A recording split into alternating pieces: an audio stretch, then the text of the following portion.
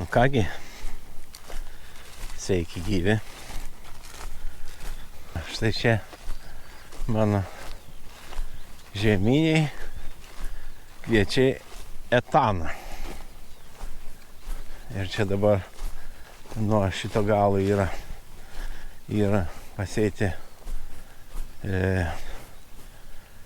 į buvusią žirnieną. Čia laputės, kad darbavosi, prikasioja. Čia matomai pelių buvo kolonija, tai tvarkėsi. Etana taip atrodo iš po žirnių. Čianais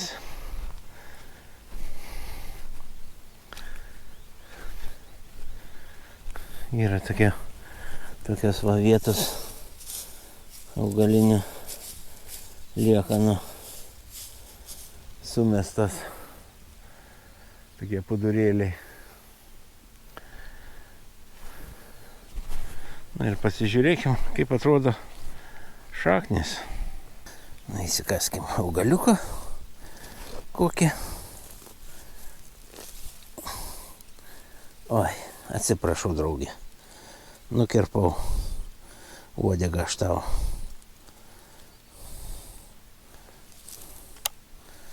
Padariau iš 1-2.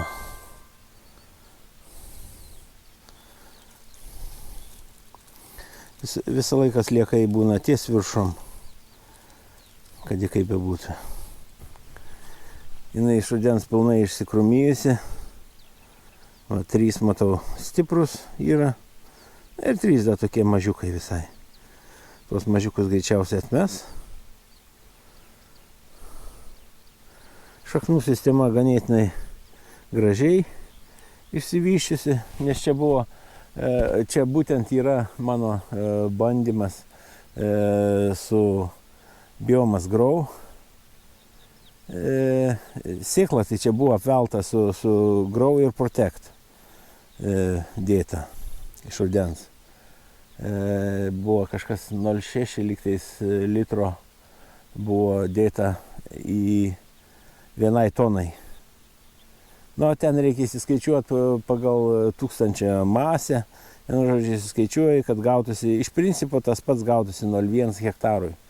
100 gramų hektarui. Tai va.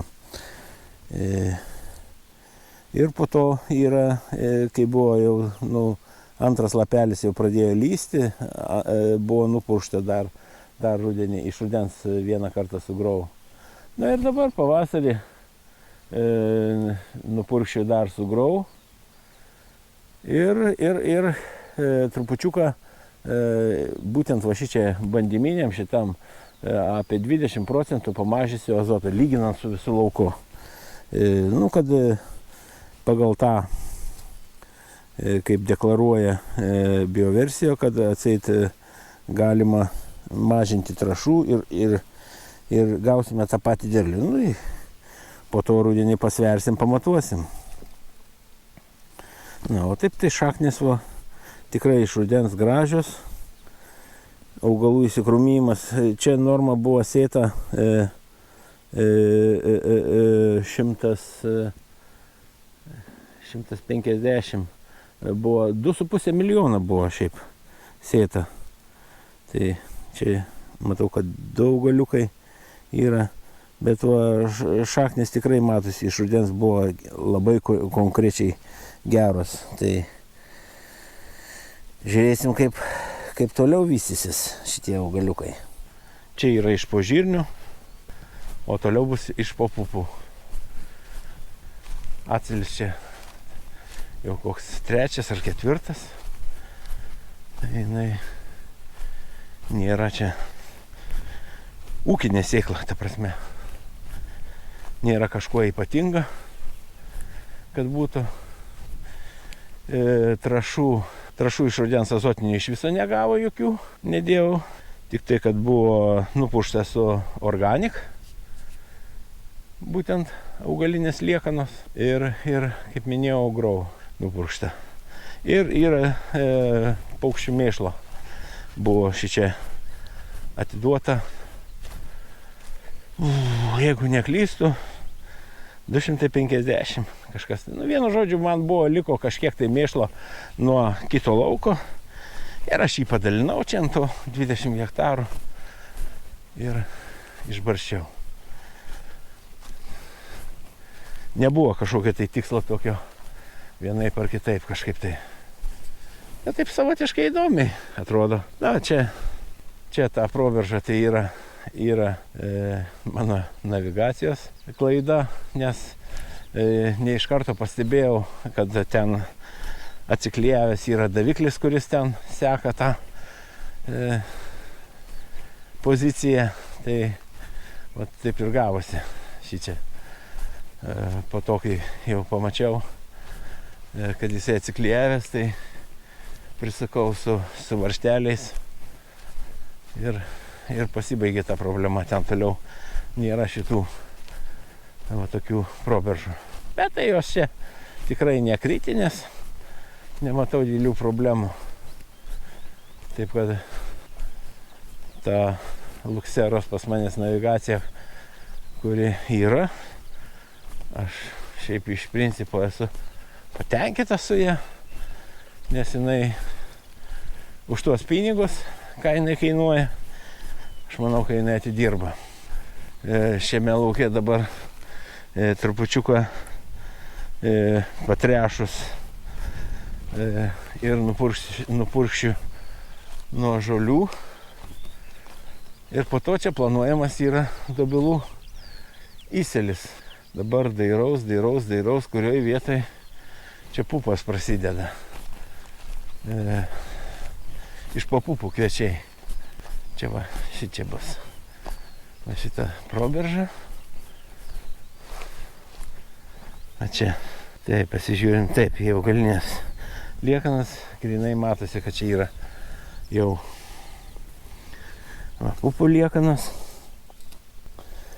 Aš, kai pupas kūliau, tai trupučiuką, ta prasme, smulkintuvą sumažintom apsukom dirbau, kad šiek tiek mažiau smulkintų. Ir čia priedu dar matosi užpernykščiai šiaudai. Ja, čia pas mane sėjomaina tokia gaunasi kviečiai, pupos, kviečiai ir čia po to rudenį turėtų rapsas ateiti. Ir po to vėl kviečiai, pupos, kviečiai, rapsas. Tai va, bet jeigu taip pasižiūrėjęs, dabar, pavyzdžiui, skirtumo nesimato. Iš rudens, pavyzdžiui, skirtumas labai matėsi. Tai, pavyzdžiui, kur yra iš po žirnių ir kur iš po pupų. O dabar aš va kiek žiūriu, šiaip realiai tikrai nematau aš čia kažkokio ypatingo skirtumo. Čia va yra kažkur tai va čia tas sujungimas, bet taip, kad ryškiai matytųsi. Na, čia pagamanėjau gal dar į pupų, matau, stiebelį, o čia va jau pagamanė žirniai. Ir realiai, nu, iš viršaus pabandysim su dronu pasižiūrėti, iš viršaus tai gal ir matysis on soilą, per on soilą matosi, bet irgi dabar on soilą dar tik tai balandžio 2 mačiau, tik tai yra įkelta nuotrauka, tai gali būti, kad irgi ne viskas realistiškai matosi. Tai va, pasižiūrėkim dabar čia šaknis, kaip atrodo, bet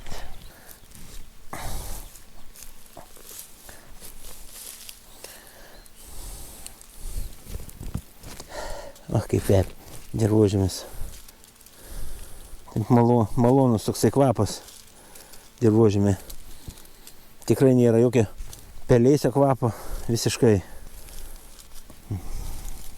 Tas, kur iš po pupų, sakykim, tai dabar, sakykim, gal irgi šaknys gražios. Irgi matau, čia konkrečiai 2 matau ryškus yra stiebai ir dar 3 mažiučiai.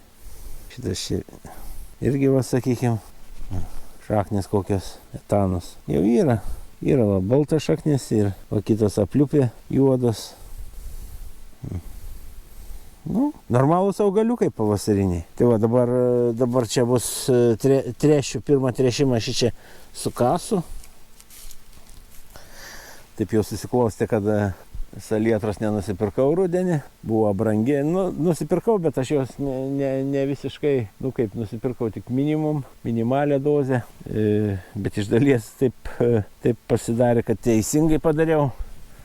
Paprasčiausiai rinkoj situacija yra tokia, kad rudenį buvo kaina didelė rapso. Na ir ten man tolumoj matosi kuolelis baltas. Nežinau, kamera aišku nematys greičiausiai.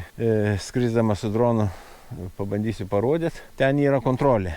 Ten yra sėkla bus beicuota su kinto pliusu ir ten nenaudota biomas grau. Šiaip tai kviečiai gražiai auga. Tai dabar duosim jiem pavalgyti biškį ir matysim, kaip atrodys. Po mėnesiuko. O šiaip tai dirba, dabar kai nueisi iki mašinos, įsmeigsiu termometrą, pasižiūrėsim, kokia temperatūra dirvos. Nes ten anam lauke matau, tai man kažkaip tai parodė tokias nesąmonės, kad ten 13. Visumoje tai aš netikiu, kad tiek galėtų būti. Sakau, kokie 7-8 gal. Nors šiandien tai laukia gan šilta, visiškai štilius, jokio vėjuko nėra. Tai tiesiog karšta. Štai termometras, dabar jis rodo, kad 22 laipsniai temperatūra ore.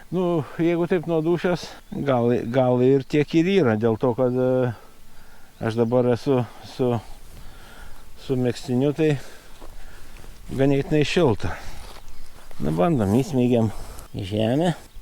Susmeigiau beveik visą. Ir laukiam, žiūrim. Nukrito 16. Ir kokia temperatūra? Vis tiek 15. Velnias. Tai reikėjo skubinai važiuoti sėti. Kaip jūs galvojat? Kaip į laiką sėti? Tai va, vadinasi, po Velykų ir važiuosim sėti.